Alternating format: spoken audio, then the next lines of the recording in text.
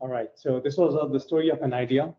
And from the story of an idea, you just work on your idea, persevere, trust that your idea is really great, and just do wonders. And now, speaking of ideas, I would like to call Zephyr Dobson. He's an integration developer working in CDU, and he was just a few years back, he was just a student like us, sitting on the same benches that we currently sit in the lecture halls. And he was the same person who used to struggle. He was almost on the verge of giving up, but he persevered. He actually worked really, really hard. And finally, actually, he's really passionate about game development and everything else. So I'll call Zephyr to present something. And thank you very much. Thank you very much for that introduction. Do you have a clicker or the live? Okay. Yeah, I got to do it manually. Sweet. Well, welcome everyone. That's awesome. Thank you guys for coming down, and for those online, that's really cool. The camera's up there pointing here. Welcome. Today's a CodeFair event. It's leading up to CodeFair at the end of the year. As you'll find throughout my presentation, that was critical to my success, and it may be critical to yours too. So it's really awesome that you're here today. I think it's a really great step. So who am I? Why am I here? So it's been 5 years. I started in 2018, my bachelor, and now it's 2023. Across those 5 years, I finished my Bachelor of Software Engineering honors. I studied 5 years. I've got 5 years of experience and study in IT. I've got 2 years of game development, and I've got 6 games that I've made, with one of them being my thesis. I now have integration code running in 2 hospitals across the Northern Territory. And pretty much the aim of today's talk is to impart, I've got 3 there, but it's going to be 4 lessons or learnings from my experience. And this is from my experience, so I can only talk from that perspective. So I hope you guys enjoy and get a lot of value out of this. So humble beginnings. Where do you start? It starts where you sit here today. I was just at uni, just like you guys, first year, 2018. We've all got to start somewhere, like with an idea. You'll be pushing it uphill and it might fall down a bit, but you'll get there. So I got a pretty short, sharp, simple presentation today. Not going to ramble on too long. So first year of uni. Just like you guys, coasting, maybe playing a lot of video games. I had a strict diet of video games in school for about 18 years before I got into uni. And then I decided to continue with that diet. So it wasn't until HIT 137, Software Now. Has anyone here played with Python and the Turtle games in Software Now? This was fun. This is the turning point because you kind of get to do what you want to do. And all of a sudden, I can turn learning Python into making some sort of game. So that's why I like to highlight the Python Turtle, because it's a turning point where you kind of get to choose what you want to do. And that's going to be a theme of my talk as well. It's a bit about passion and about choosing what you want to do. At the end of the year, though, skip the whole year because I'll say strict diet of video games. IT CodeFair comes around. You get to present your ideas, you get the opportunity to enter capable coders, confident coders, all those different competitions. There's speakers that come in, there's interviews with the industry, you get to mingle and meet them. And there's also the opportunity to try and get a job for yourself as well. And also you can get academic excellence awards. That's when I discovered you can get paid to do well. I think that's still a thing, I hope so, correct me if I'm wrong. You can get money for getting an academic excellence award. And I was in my strict diet of gaming and schooling, there needed some 2-minute noodles, so I did need some money in some capacity. Also at that point in time, InterSystems Australia were doing internships, and they're still running internships now. It's a great opportunity, and I'll talk more on that in a moment. So I got to go to Sydney for 10 weeks, which was bloody amazing. There's a lot of text there. I'm going to summarize it. Landing an internship and going over the semester break working. Now, I wasn't really too keen to work, but it's a great opportunity, and you've got to start working at some point. So I'm sure you guys are really keen to get into workforce. And so a learning from this was enthusiasm, energy, and values. So from my first learning, I wanted to share is this.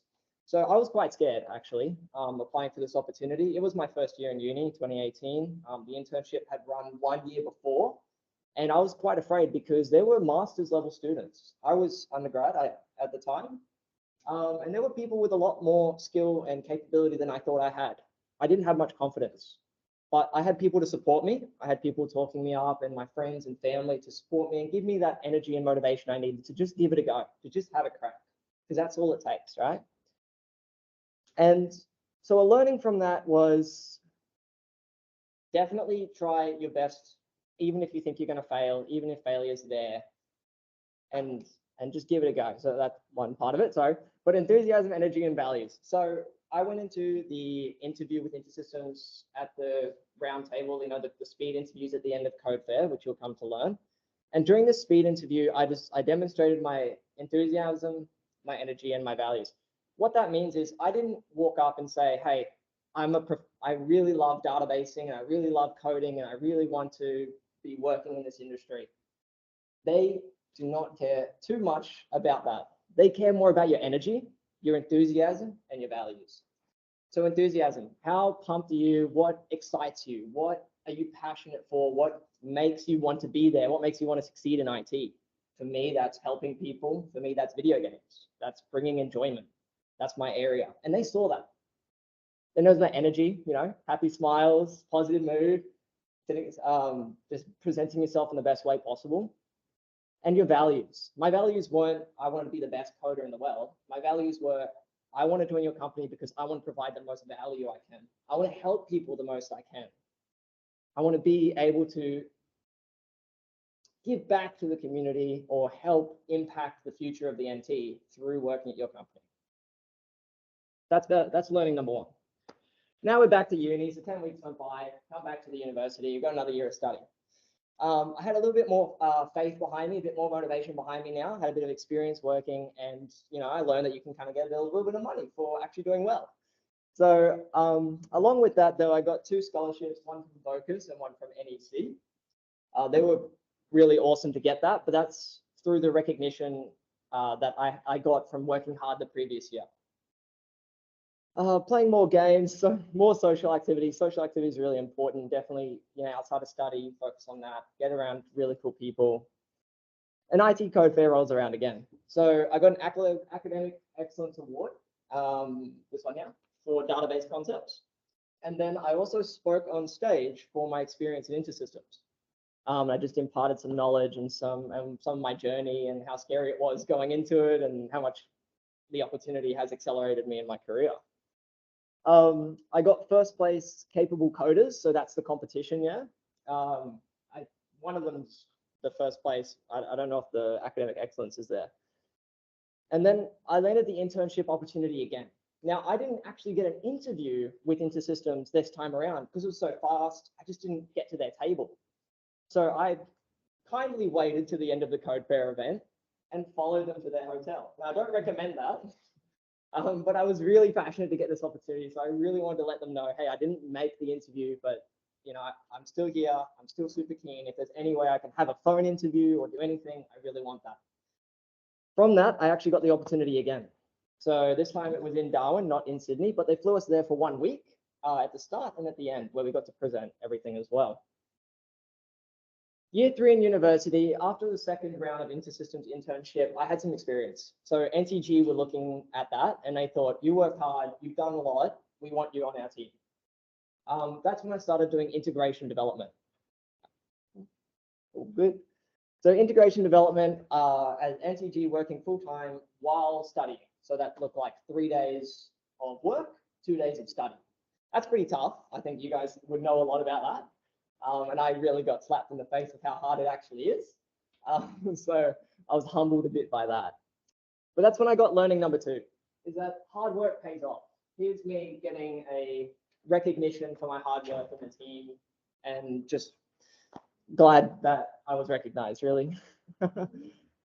From that, it's like they threw me in the deep end, and that happens. You get thrown in the deep end sometimes. You have to punch above your weight. You got to start learning things that you never thought you were going to learn in the first year of working. Things that are like start coding integrations between hospital systems. And what's the worst case that could happen? Someone could die. Well, that's pretty scary. That's quite scary. So I learned a lot. I failed forward. I was listening to feedback and taking the feedback in from the job and quickly iterating, quickly working with testers, working with different communications with the different teams. Communication is extremely important in the IT industry, because if you can't solve something, someone else could. And if you don't communicate it, you could be stuck on it for a day, and that's time wasted. So and then from that work experience for a year and 10 months when I was with NTG, we were doing a health project, and I was integrating between the current health systems and the new health systems. Since I've left them and joined CDU full time, the code that I wrote almost a year ago now is actually live in 2 hospitals, in Tennant Creek and in Nhulunbuy, which is a big achievement. I have a lot of satisfaction and a lot of enjoyment that my code made it to these systems, which means the code was robust. It was good, fit for purpose, which brings a lot of value, especially when you live in the territory and people you know are in the territory, and they're going to benefit from that. So year 4 rolls around, still working and studying, and I'll play this video. I did a little thing where I captured what it looked like in the life of me for this year. Set up a pull-up bar, was doing some pull-ups, had my tea, my water bottle glasses on the side, and I'm coding in Unity 3D. So that's the game engine. So the best part about year 4 for the honors, and some of you guys going into masters and you're doing this as well, is you get to choose your thesis or your research topic. Now, that's a big turning point for someone like me, who throughout uni, you don't really get too much choice in what you get to do. In year 1, I got to make a turtle game. Now, how cool is that, right? But 3 years went by, no turtle games. Very upset. But year 4 comes and you get your topic, your thesis, and that's where you get to choose. You get to make it your own. And for me, that was really awesome, because I thought, what better than to make a VR driving system to improve the safety of young drivers? I get gamification, I get to jump in Unity 3D, and I get to start doing something I'm extremely passionate about, while also researching something that my lecturers approved. So from there, I learned the third thing, which is make luck work for you. That's a learning, and the quote goes, luck is what happens when preparation meets opportunity. So for example, when I got my InterSystems internship, I was prepared. I had done work. I'd made my turtle game. I presented it live to people on the day. They saw that. I spoke to them, had enthusiasm, had energy. I was prepared. It wasn't just I rocked up and they gave it to me because they liked my smile.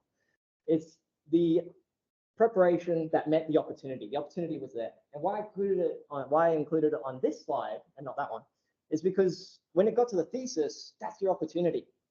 And you got to seize it, because if you're not prepared, if you're not passionate about a particular topic, and they just give you one, that opportunity goes to the wayside. You don't get to pursue your passion in something that you're passionate about, like in an area you're passionate about. You just have to do something that they told you to do. And that's not fun. Not as fun as getting to choose. So this was my poster for my thesis. I think it's all right. And quite simply, I put this on a separate slide just because I want to show these photos. So that was my thesis there. It's a game and it's in VR. So I made a VR system for improving the safety of young drivers. Imagine like an ELS test, but in VR. You know, I get to accompany with the vehicle, decision-making, hazard detection, oncoming traffic. I got industry like Narendra. A lot of you people may know Narendra. He also is a lecturer, and I got people to play it. How fun is that? People playing your project, people using it. It's the most interesting thing, right? That's what you love when you're in coding. If your passion is to make games, it's people playing your games. If your passion is to help people, it's people using your software to get help. That's what's passionate. That's what's exciting. And that leads me on. So after fourth year, you graduate finally, thankfully. And while that was great and exciting, you go out into the career, the workforce, and you've got no more side projects. Like if you're like me, I had no side projects. I'm passionate for video games. Thesis is done. Uni's done. What am I going to do with that spare time now? For me, it's video games. I love video games, so I wanted to start making them. I started with just following some tutorials online and making a tower defense game using A star, and all of a sudden we actually implemented some of the IT techniques. Was the big O notation starts coming into play, and you're doing A star, which is an algorithm for pathfinding, finding the shortest path using those. A little present thrower game, a VR plus safety experience. So that was a safety experience related to road work to help promote road safety for young people. I upgraded my tower defense game, made it multiplayer, put a bunch of assets that I pulled online. There's dragons and wolves, and they're all shooting things, and there's 2 players. It's awesome. And then a click game, like an idle clicker game where you're farm animals and you're running around clicking and you're blowing up robots. Fun stuff, but it's what I like to do. And that's how I apply my passion outside of my day job. And from this, I learned learning number 4, discipline and you. Discipline is putting what you want most in front of what you want right now. I know that might sound like pretty scary, but are you passionate about playing table tennis and wanting to play table tennis every second day? Or are you passionate about being a developer and wanting to make incredible software or wanting to make incredible games like me? It's what you want most put in front of what you want right now. That doesn't mean sacrifice everything and all the good times. Still definitely take care of yourself. Mental health is extremely important. But it's a level of sacrifice of going out every Friday night or going out every Saturday, Sunday, and putting a bit of energy towards your future goals. 5 years from now, do you want a software? Do you want a game? Do you want something? Do you want to start developing something? You can start today. And with that comes a bit of accountability. It's hard to be accountable to yourself. It's like, yeah, I'm going to do that. You didn't do it. You decided to watch Netflix instead. So being accountable to other people is much better. For example, I'm accountable to you guys to deliver an awesome PowerPoint today. If I was given a deadline and I was like, all I was doing is presenting it to myself, I wouldn't want to do it. But because I'm really passionate to share this idea with you guys, I did it for you guys. I made this PowerPoint in 2 days. So sorry if it's a bit inconsistent. And that's about it. Thank you for listening.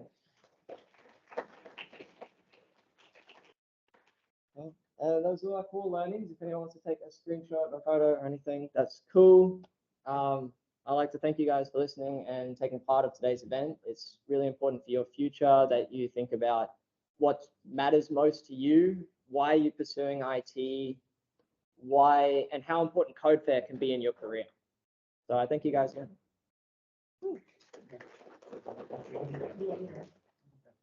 Anybody have any questions for Zempan? Yeah, I got plenty of time. Any questions? Anything on the topic? Yes. I have a question on the structural side. Like, as you said, like, you've been going through like all ups and downs with like, you do not know like where to go, how to go.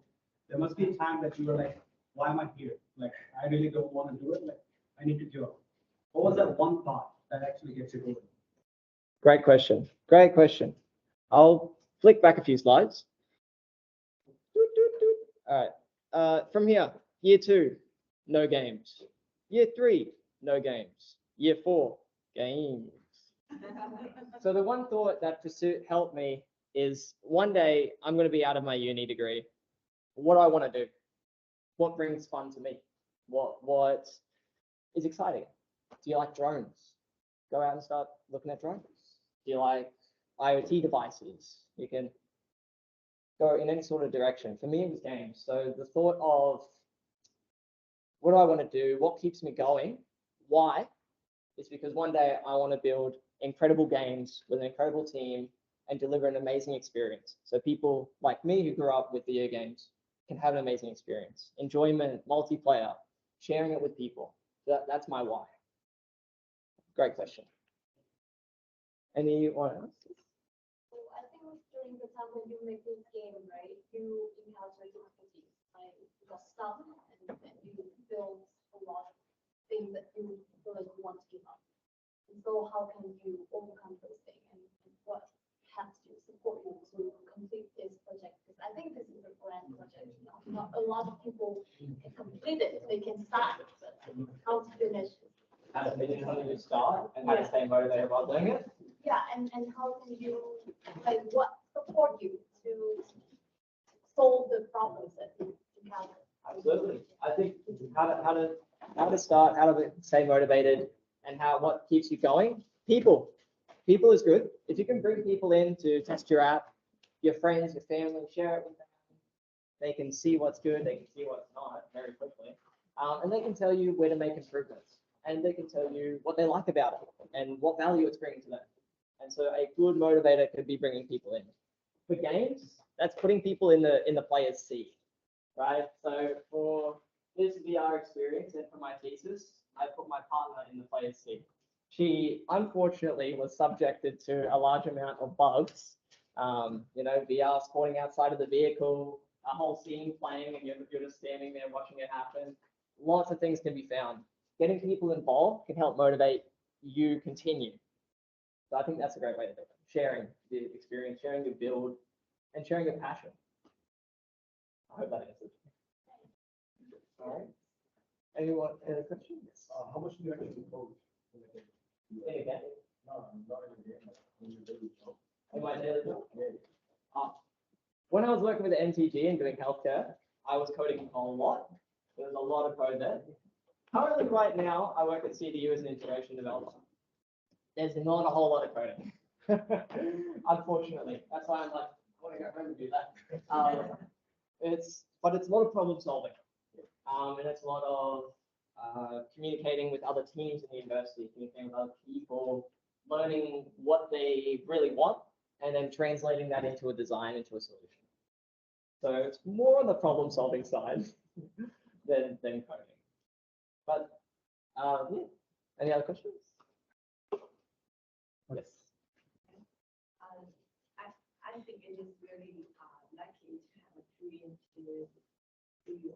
But I want to ask, do you try to make some money in the game, or when there's for a long time you have no money to come back? Is it frustrating for you to? That's a great question. Yeah. So I have not made any money off any of these. I do intend to make games that give money back, but realistic expectations are I would have to work on a game for about 2 hours a day or every second day for about 4 to 5 months before I can deliver something that I'll put on the App Store for $1. But the learnings of that 4 to 5 months means I could do the same thing again in 2 months, and then after that put it on the store for $2. But then after that, I could do it all again in 1 month. So it is a journey. Some of you may have heard the game Stardew Valley. It's a little farming game. It took about 4 to 5 years by one developer and his partner. That game is a miracle of game development. To go for 4 to 5 years solo developing outside of your day job. What's more realistic is you work on something, work on a project, and get it. And it will take you years, maybe months and months, maybe even a year before it's something you can put out. And it's usually going to be terrible. I've been watching a lot of videos around this topic on what a first game should look like and what your first release software should look like. It's going to be bad, but you've got to get your bad stuff out of the way, because if you're in love with it and you're absolutely in love with it, you may never release it. And that's not going to help you either. So no, I don't make any money off that, but it's fun. And maybe one day I will. But if I don't do this, if I don't put out the terrible stuff first, I will never get to the good. I hope that answers. Any further questions? One last question. Yes, sir. Like, how do you, when you were learning all this stuff, like, do you feel like, you could have done better? Like, basically, you could have changed your approach. Like, in the following approach A to approach B, you could have done much better, like something like that. I'd like to say I could have listened to this learning number 4 a lot earlier in my university life. That discipline, it's a hard beast. I used to say to my partner, I'm doing market research. I'm just playing other people's games. But no, a level of discipline is tough. And what I would change in my approach is being a bit more disciplined in setting time boundaries and making sure I spend more time on what I want most and not what I want right now. Because if I just spend all my time on what I want right now, none of these would have been available. None of these would have happened. Because I didn't want most to make a tower testing. I didn't want most to make the other 5 games. I wanted most to be a game developer. And these are just steps on the way. But I think in approach, it's kind of like looking at the bigger picture and working towards it. Yeah, I hope that answers. Yep, definitely does. Cool. Yeah. Okay. Is that okay? Sure, definitely. All right.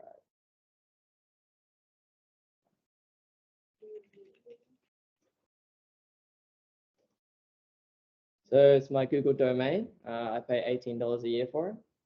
Pretty cool. So these are my different games. They're all stored on itch.io, which is a company that allows you to upload your games for people to download or play through the browser. For example, this one's play in browser. We can check out Clickety Cluck. So Clickety Cluck is the idle clicking game that I mentioned earlier. It was entered for a game jam, which is we had 1 month to build a game. So I built this in 1 month. I'll say I the first week, and typically because I'm working all day and then I have other commitments outside, finding time to fit this in is tough. In 1 month to build it is tough. As well as then it comes to the weekend. I like to use the morning of the weekend. But first weekend went by, kind of forgot to work on it. Second weekend came and I did a lot of R&D. R&D is where you spend 1.5 days trying to make the chicken move and it doesn't want to move. So then I had 1 weekend left to do it. So about 90% of what you see was in 1 weekend. I got to zoom out so it's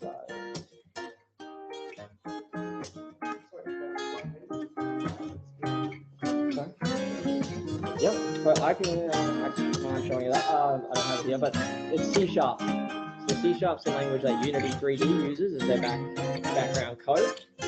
And so everything built here, some of it was like these icons in the middle generated by Mid-Journey API, Mid-Journey AI, and a lot of everything else was just built. And I tried to use ChatGPT to help code a lot of this, because I had no idea what was going on. This is Clickety Cluck, inspired by the fact that I wanted to make an idle clicking game. I had a month to do it. Didn't know what I wanted to do, but I wanted to make it playable on the computer. And so I found these assets of animals, and chickens, and other sheep and stuff. And I really wanted to use those, and I had no idea how to use them. I'll just get these, and I'll make my way back. This, mind you, this is I've been developing games for a while. So this was fun. I have ChatGPT generate robot names, so all these guys are named. And you play as Cluck Mine. Chicken animation.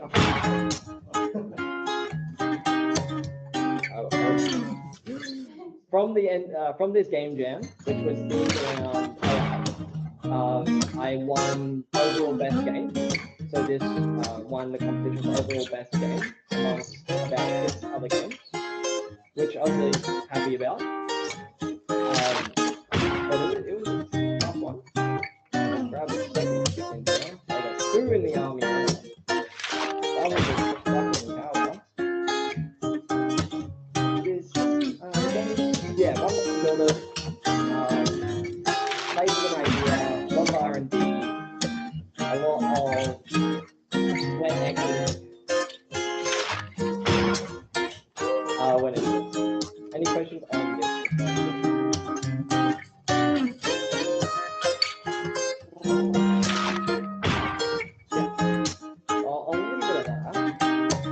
But this was one of them.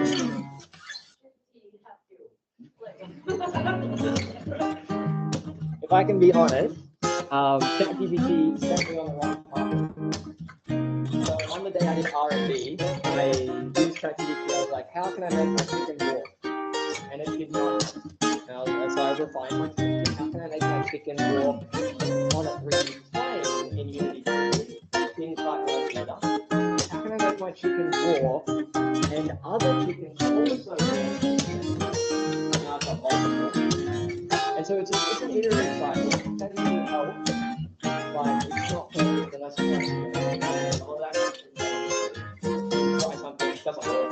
Chickens will start flying all over the place. Robots will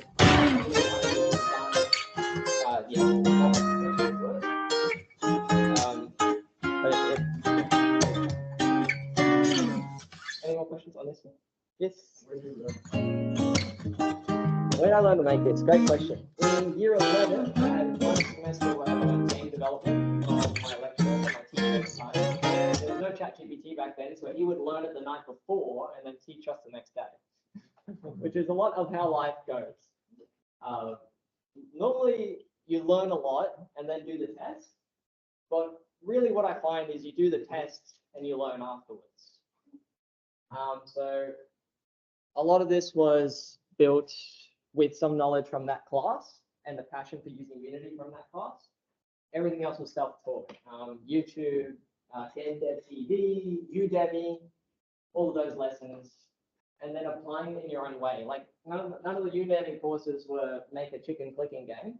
They were more like tower defense, like this one here, which I think is a browser game. I doubt it. No, it's a download game. I'll leave that the way it is. I'll play this and try and keep it a bit quiet. Oh God, he's on 1,000 health. We're gonna die. No, I didn't go. Hardware, please. God damn it. No, that was cool. I like that. That's simple. Very How cool, awesome. Zephyr. Overall game goes to Zephyr for clickety cluck. Clickety cluck. Hell yeah. So that was me winning over best overall game. And I'll put this on and put it on mute in the background. This was the VR game I made for road safety. So the problem with this one was people walk in front of the bus. They hop off the bus and they're like, walk in front, oh, there's a car coming. That's not good. You don't want that. So if you attempt to walk in front of the bus, you're going to meet probably the fate you're looking for when you try to do that. I'll put up the audio because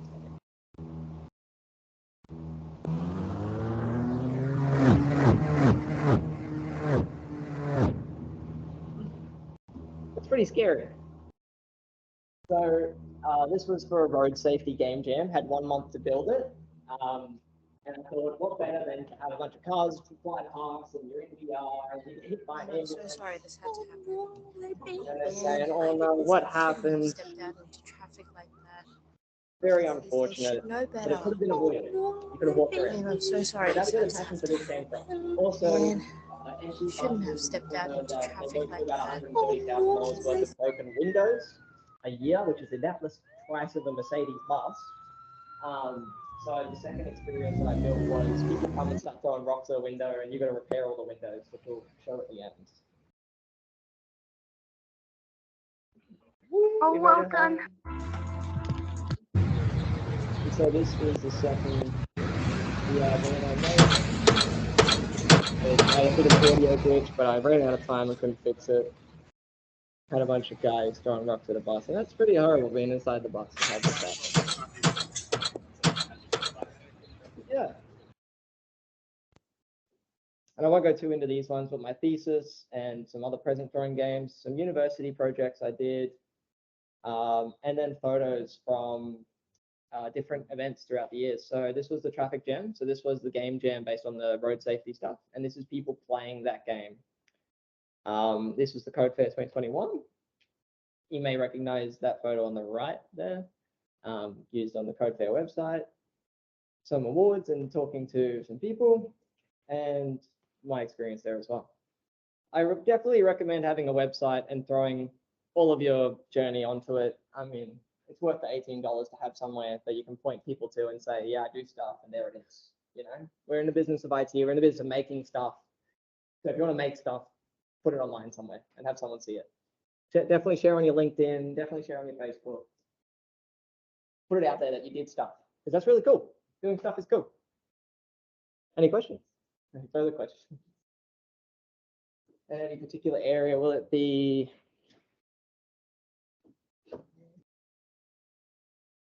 And kick me off at any time before you reach time. Any further questions, guys?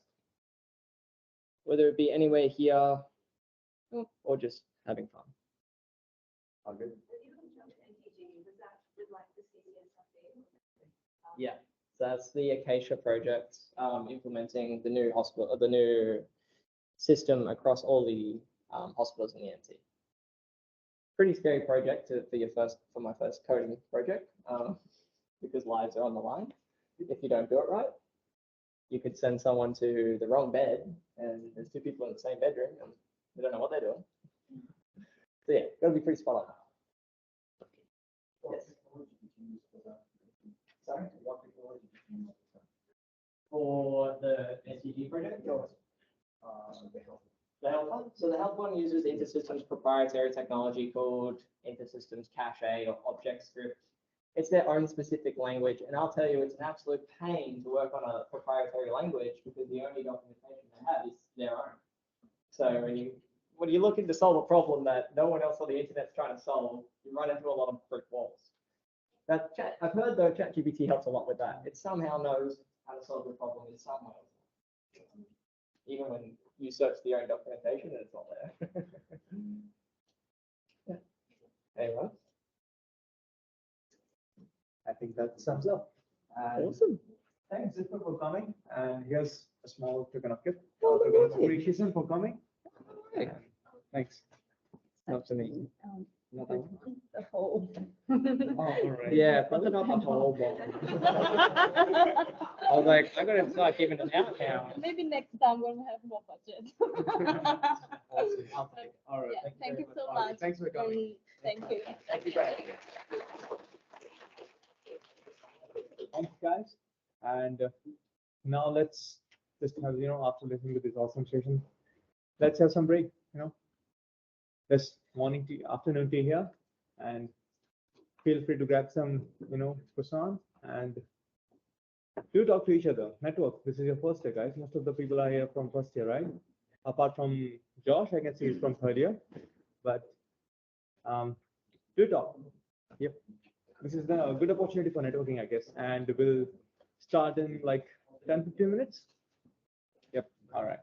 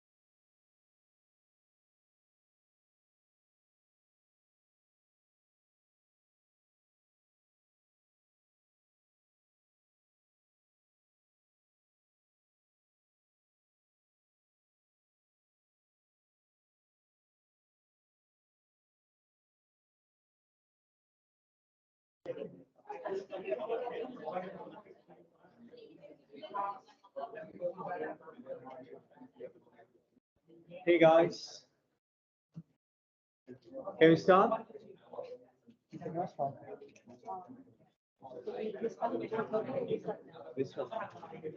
So We'll be starting in 5 minutes. we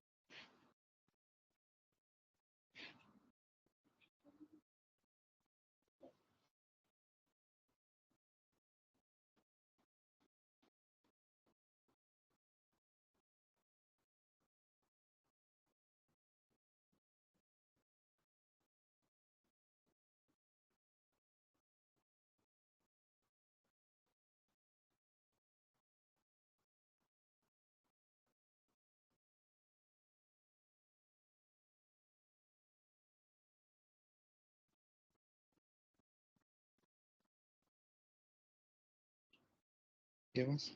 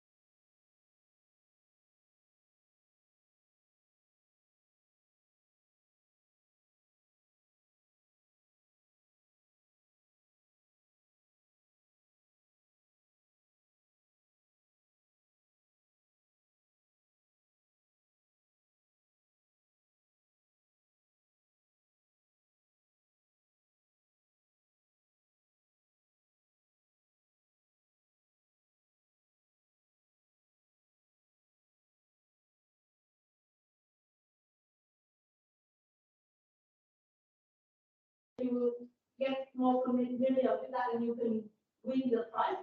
Otherwise, if you leave it until the end of the degree, it's too late. And anyone have a question? I'm from Nepal, and as an international student, like it's difficult to like in MD it's being more expensive for accommodation, for living. And my question is like, how do you manage time to work, study, attend events, to do volunteer?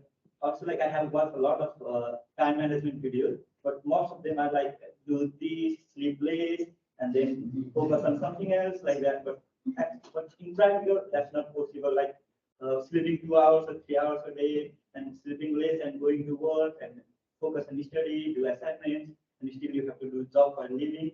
So how do you manage the time and do all the things? Don't sleep less. You should not be able to focus in exams and studies there, because you have to do your projects as well. What I used to do is I used to work during the weekends, or I used to keep 3 days fixed for work and 3 days for any volunteering or something. Because like I do, we can always swap the shifts, when you're working. If there is any volunteering, you can swap with some other person. So that's how you can. And if you're volunteering, please go for only professional volunteering, right? If you're IT related events like ACS or something, because there will be like all the employees coming there. Go to student mentoring program for girls. Also join CDU Global. You get all the notifications on your Facebook if they have graduate program and recruitment. I can see. Actually, all that was started when I finished the study.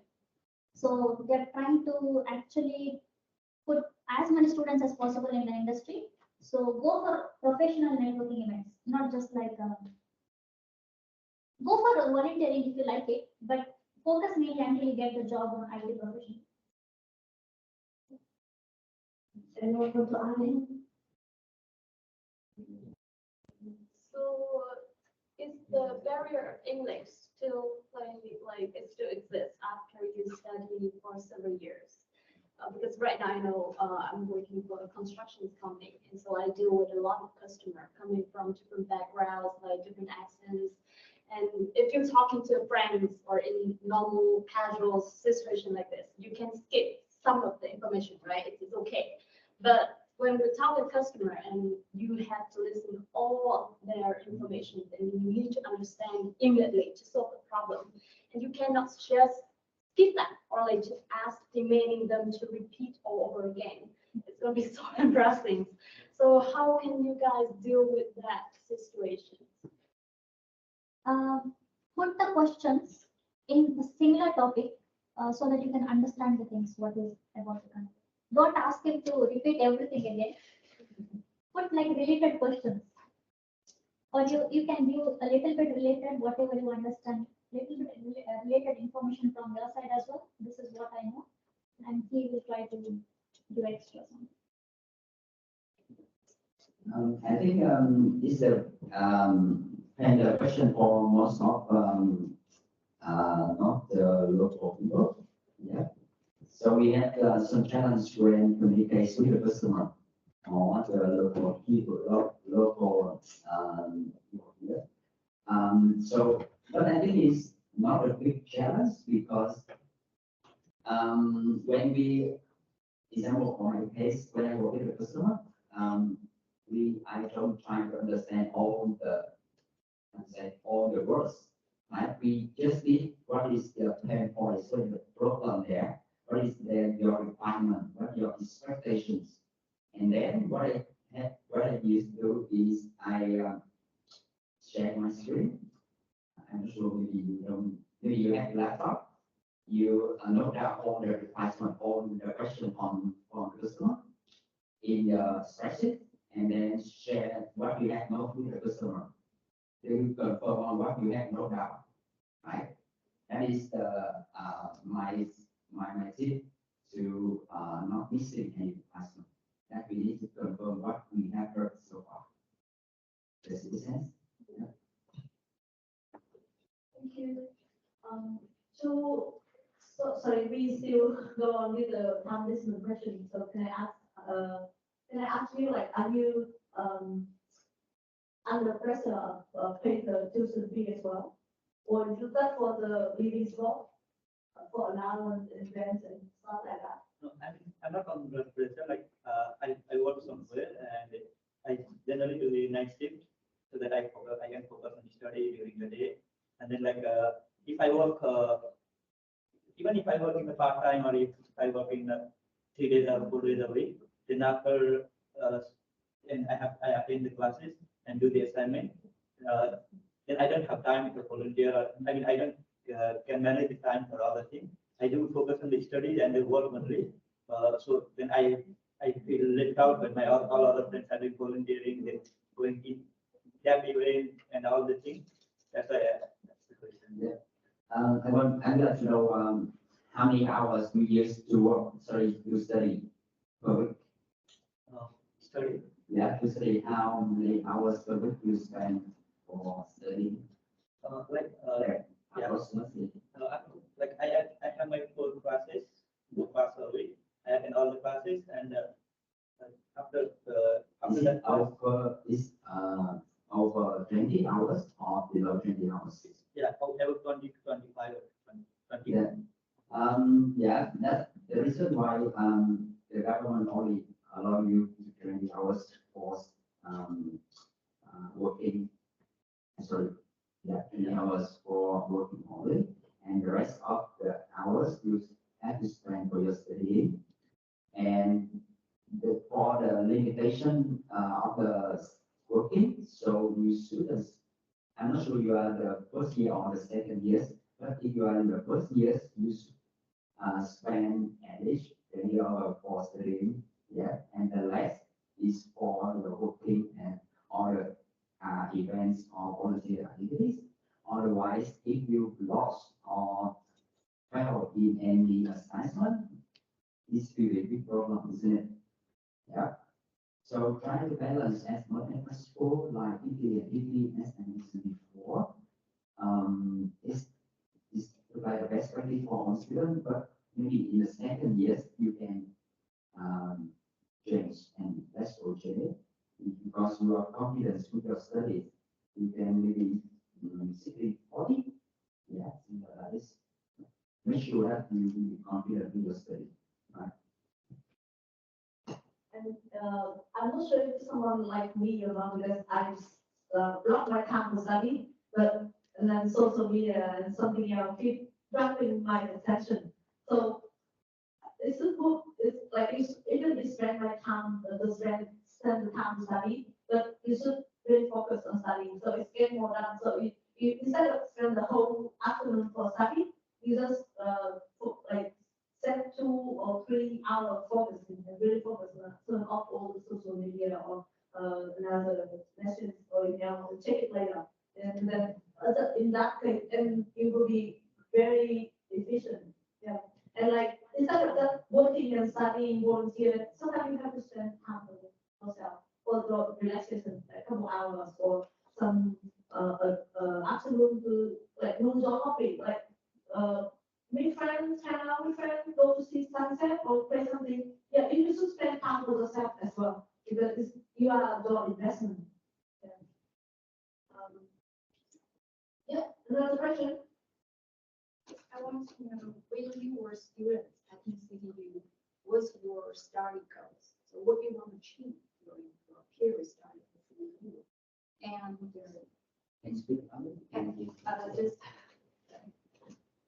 my question is, when you were students or in CDU, what's your study goals? Like what you want to achieve during your period in CDU, like your academic goals or your kind of assignment goals, something. Because right now I'm a little bit confused about my study goals because I came from China. So in Chinese culture, you want for students you need to achieve high scores. But now I realize that I think many assignments are done in groups. So you cannot control other people's contribution. You can only just manage your work. Whereas the final score can be decided by the group work.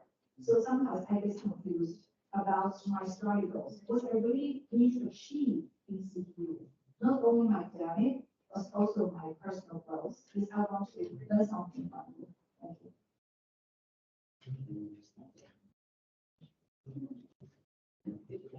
Yeah, when I was taking the master degree, I didn't focus much on academic. Like I tried to getting a score around 60 to 70 something, and I understand how the how to get a professional work.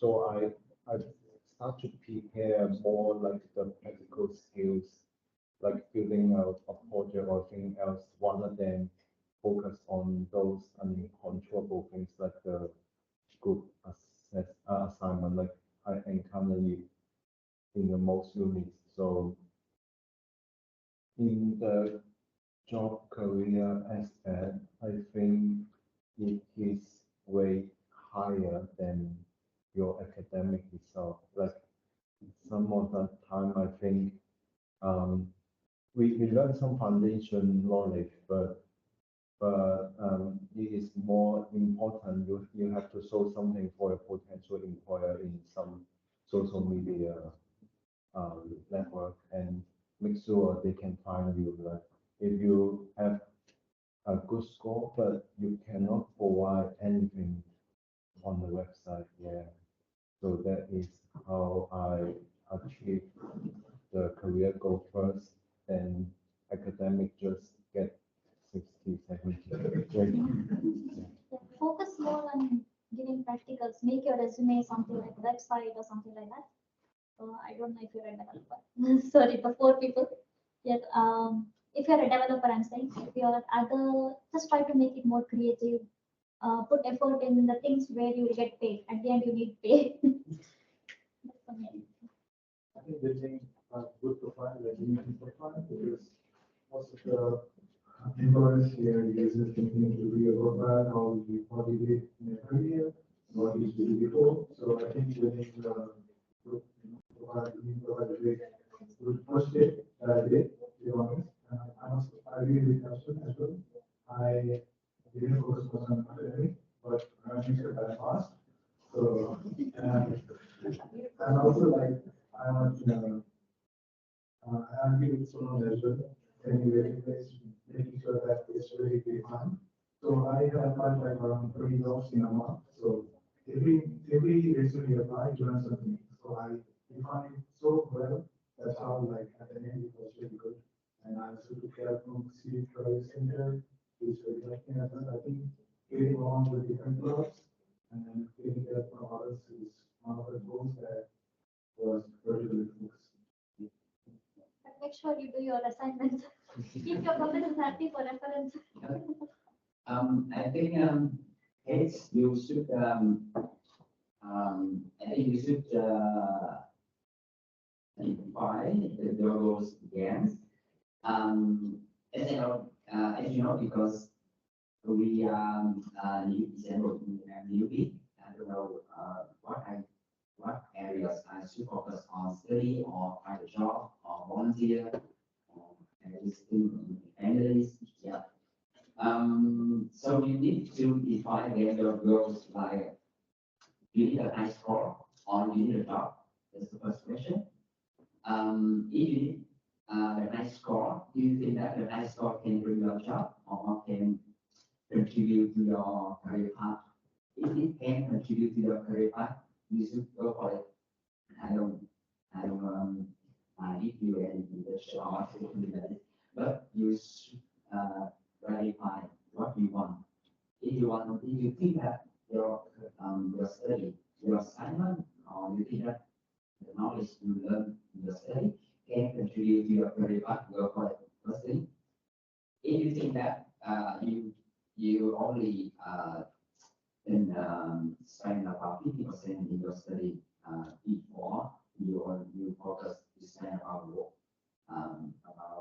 8 hours or more than 8 hours, 20% on the studies, and now you change it to only 50%, and you think that okay, 50% and other 50% hours I can use for to find a job, volunteer, events, like this.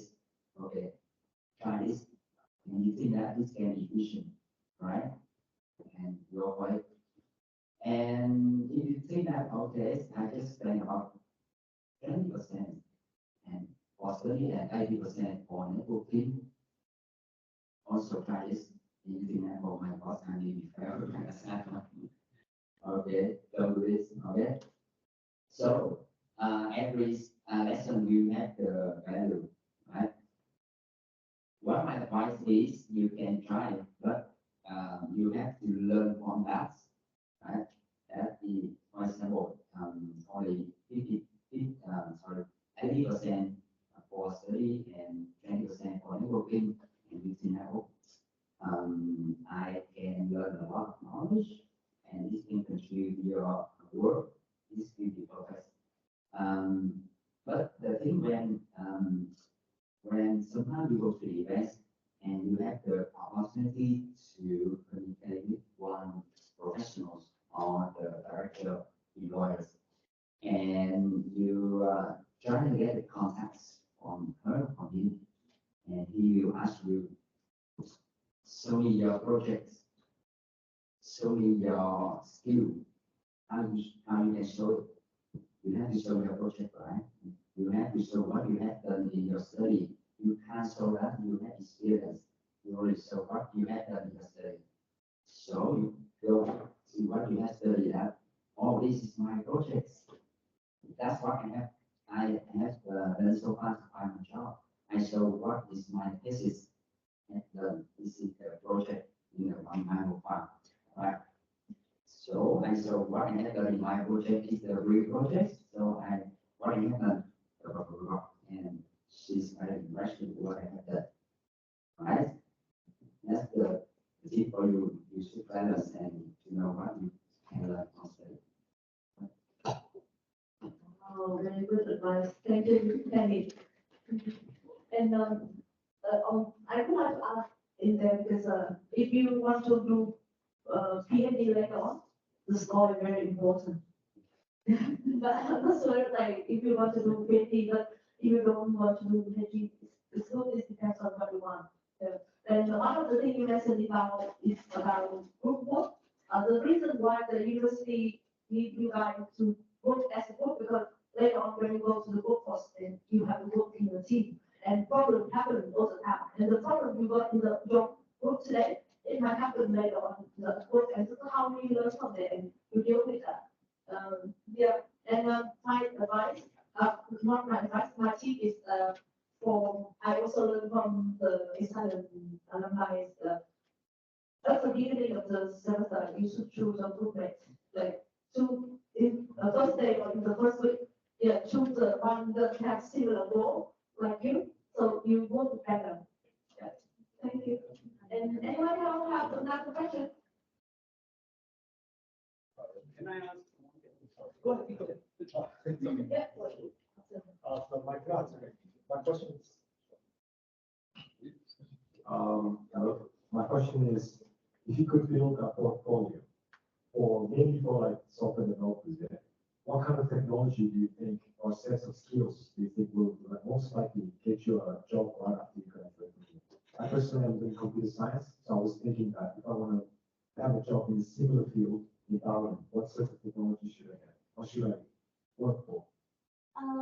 Easy way is to make your resume with the technologies they are using, but I did it using HTML, CSS, and JavaScript. JavaScript is similar to C++, so that is also good. Or I saw some of my classmates had done using the AR, augmented reality, scanning the barcode and seeing the resume. That also you can do. Now AI is also trending, so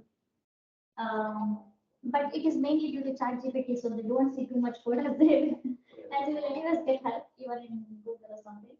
I feel that developing is going to reduce later on because the more of customer focus, like soft skills, developer soft skills as well. But mainly focus on AI, AR, and JavaScript. And also C++ for me. That is also okay. But mostly we are using even Dash as well. Dash. I think React is also very popular now. But the first impression is always resume. Yeah. So do it something like a technology type, not just a paper resume.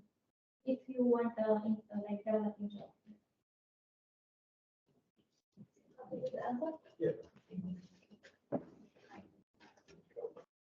Yeah, the question that I have is it's about you are graduated like that's from the CDU and you were successfully working in the IT field. That is really good. Kenny is doing this. Excuse me. One thing that I feel like technical skills and the other skills are important, but what do you feel like? What is that one thing that got you where you are right now? Either it could be a habit or it could be one thing that you wake up in the morning and look at it that I don't, whatever happened, I won't miss this specific habit or this priority in terms of seeing myself where I want to be. Like, what is that one thing that you guys feel it's kind of got you where you are? I think the willingness to learn. Okay. If anyone else has something. Sorry, Ian, get your point of view, any advice on how to balance or how to find the correct ways to additional? Not an advice, but like that I have seen a lot of people have one good habit or either one specific priority that doesn't matter whatever happens, I will not lose this or I will stick to it until I get what I want to, right? So that there might be something that you guys must have followed, right? It's not something that you woke up and applied and you got the job. Maybe it could be true as well, but like there must be something that you must have worked for it. So yeah, it depends on the job. Some job may require very technical skills like software developer or web developers. But for smaller job like analyst, data analyst, BA analyst or integration analyst, yeah. In case if the job requires very technical view, you should focus on very technical but in case of very technical, you still need some soft skill, right? Like communication with the project manager or to work with other stakeholders. In case if you're not strong in the technical skill, you can balance. You should improve. You think that you are open.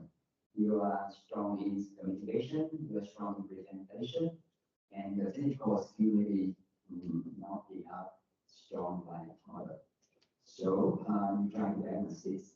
Balance by don't lose technical skill is because we are in IT. Even in BI, I have to understand a lot of business skill. Yeah, but I still need to improve my technical skill by research more technologies, tools or applications in current markets to know what's the new trends can be applied to the system or to the business to the customer. Yeah, because the customer always wants to get the new one or not the backwards. The more modern is the better for them. Yeah. So we have to learn every single day. Yeah, not only soft skill or technical skill, but should balance this there. Add some points like when you trying to first you have to go like what kind of job you would like to have IT as a starting point. So you can focus on the hiring process, like you create yourself a checklist, like how to increase your hiring rate. Like if you search it online, you will know maybe networking will increase a little bit probability of hiring. Put your work on LinkedIn will add some probability. So trying to fulfill most of the checklist to increase your hire rate, since everyone have different path, like the opportunities happen in everywhere. Like the succeed cannot be transferred. So you only can do the way what you can like increase the success rate for hiring. So probably there is some website or LinkedIn. There is some people will mention some mentoring things. You can have a look on the post and see or subscribe their list like Meta to see how to get higher. Yeah. I would like to add something. Like what different I did was like I love cooking, I love food. So I thought I have been spending a lot of time cooking. So what I did was I always try to listen to some podcasts about the people, the industry people, and I feel like it's a good, time management skill as well. So while cooking, you can still have a headphone, learn from them, and while you're eating, you can read some book blog. So if you read at least once a week, I read a blog, and then I think that was one of the things that I did something different while I was a student. And also the other thing I did was because I had a lot of friends who are from different streams, like cybersecurity, data science, and we used to have dinner together and share our experience. So that was one of the things that I learned from people. Anyone have question for the panelists today?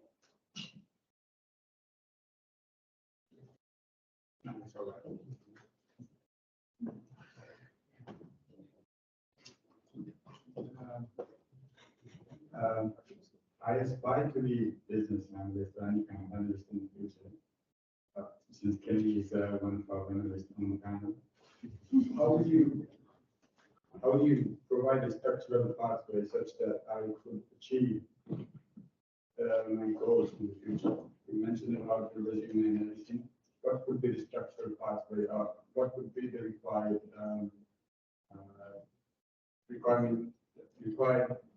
instruction that I should get? It applies to everybody in here. That was the question. Yep. Thanks for your question. It's very general question for me. For the career pathway, how to find it, how to prepare from now. If you're studying to find a job, your target is to find a job, right? So what I have done before is the easier way to know what is the standard requirements from the employer is to go to the SIP.com and search business analyst. You will find all the requirements there. Yeah, how to example collect requirement, get a requirement from the customer, transfer this to the analyst, like process role, requirement variety, transfer it to the technical team, develop, provide the solutions, conduct the testing, training, implement the solution. All of these tasks is provided in the script or any platform to procurement or procurement. Yeah, that is one way. Other ways it is on LinkedIn as well. Other ways you can check with professionals in some events that how you find a job. What is the question? Normally the employers ask you. And then you can test all of these requirements and you align with your CV. Yeah. Normally I put on my don't put all your skill there because some skill may not align with the requirement of the job. So try to align with the requirement from that company, right? And then when you finish, what I have done is I print my resume to CDU Career Center. Let them review my resume. Yes, and they give us a lot of feedback that we will put a lot of I will put a lot of skills there. It is not relevant to the company requirement. Something like your hospitality skill, put a lot there, but you didn't. It's not relevant. to try to transfer your skill like customer service, yeah, or even kitchen hand or like barista, something like this. Try to transfer your skill to the BA skill as much as possible. Yeah, makes sense. Experience, I get it, but any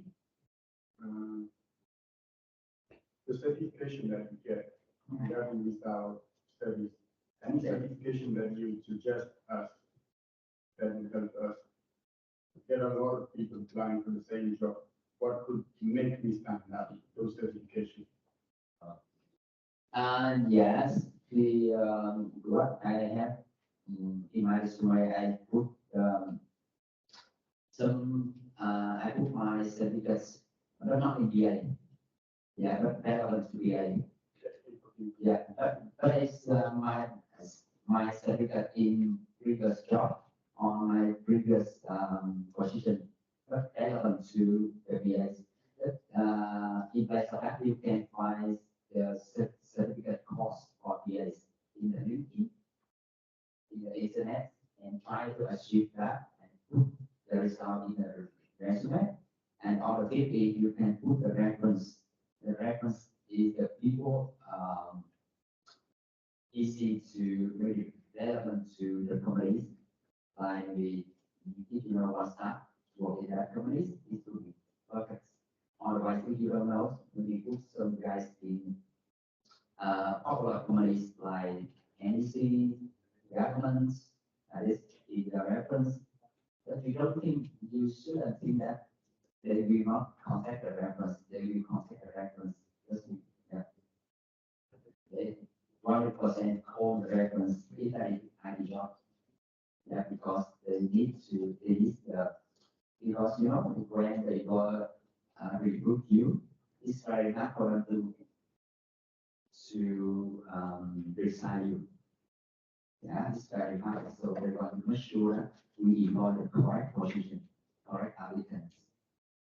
Yeah, so very, very careful. Yeah, so try the best. All those certifications, like you said, for I think for business analysts, we can do some IT4 certification and Prince 2. So I think IT4 is something how the business process is and how we can improve. So I think that's certificate. I think it will be one of that. So I would recommend to just learn IT4 and do this.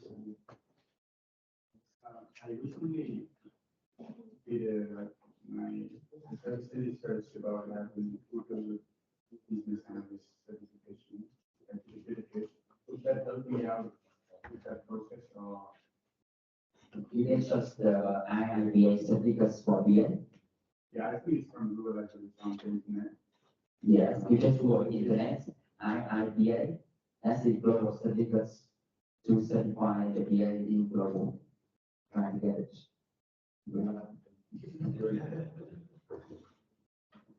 Also, the answer certified thing.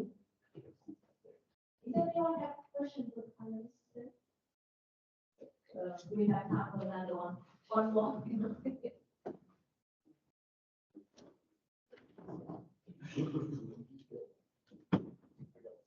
Well, thank you for the opportunity.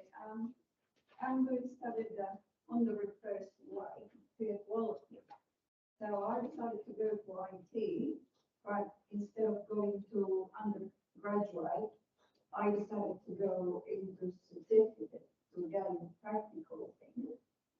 I've done like compared to IT, currently I'm being set for in IT, but I just don't know what it's like studying at bachelor, committing 3-4 years, what it's like. You know, study bachelor. Oh, yeah. Do you want to answer?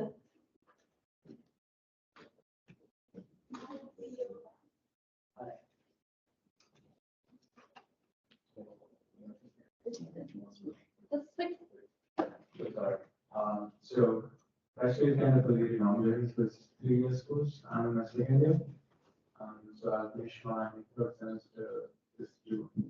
So I think one thing that I really observed while studying fashions is that no one is expecting you that you'll be expert, like you're studying masters. So when you go to industry, like you're into like, it's my opinion. Some people will be, thinking like, hey, this studying masters, you'll be definitely, have a capability of, solving a particular problem. Or, basically you will be doing this stuff.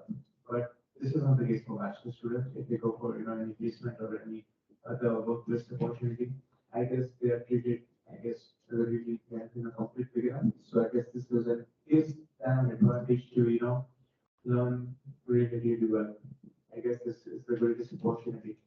And my experience doing bachelor's is that, sometimes it can be, kind of, limiting because there will be some opportunities that will be exclusive to master student. For example, like, being a teaching assistant or, kind of a research assistant or a professor. They will give preference to master student, but that doesn't limit you. Like you can do basically anything. Basically, you can do anything like if you really want to learn and basically just go out with the, go out, make people learn a lot. And I think it's the time. And coming in 3 years, yeah, it's a kind of a big deal, but staying consistent is good. Like make some good friends. It'll be really easy journey for that. So that's my take. Thank you. So that will be the end of the panel discussion today. And next we will have the networking session and food provided that. And you guys welcome to stay to have a networking meeting.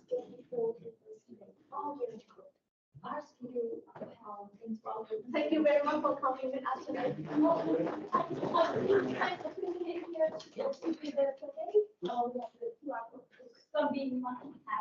if you don't mind, can we stay back and take one photo together? Yeah, and then we post on LinkedIn and Royal will see your face there.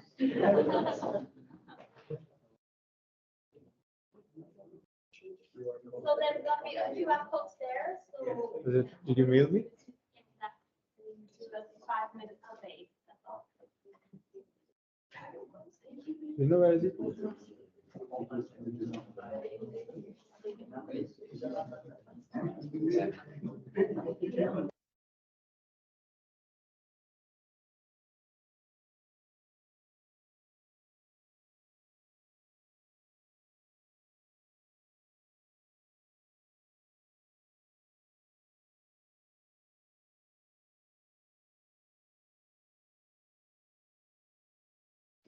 Yeah. Thanks for joining online only. I guess we'll be talking to Christian and there will be any meeting. For